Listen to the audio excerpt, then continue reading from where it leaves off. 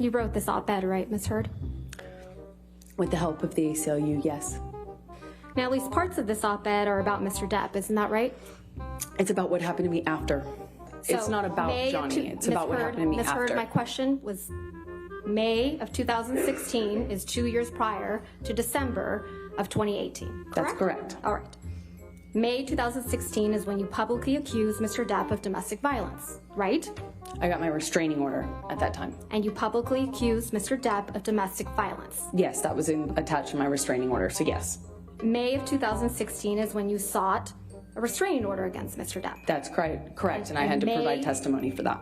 Right. And May 2016 is when you walked into court with a mark on your face to obtain that restraining order. Yes or no?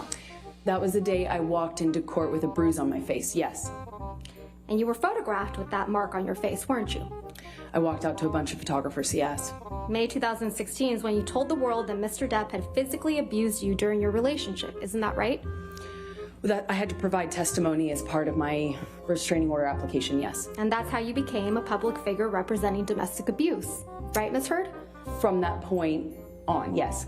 That's when you claimed you faced our culture's wrath, That's right? when it started, yes.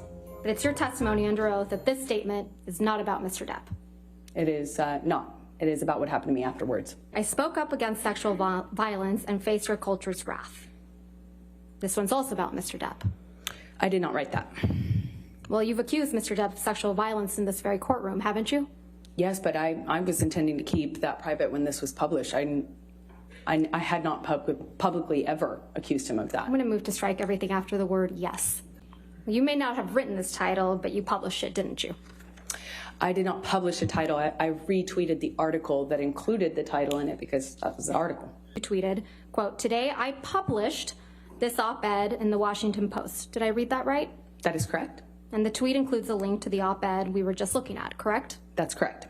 And you can see that the title of the op-ed in your tweet is, quote, "Opinion, Amber Heard. I spoke up against sexual violence." And that's the title that you put on your Twitter, correct? I did not put it on my Twitter, no. You linked it to your tweet. I retweeted the article. You published it. I retweeted a link to an article that I wrote.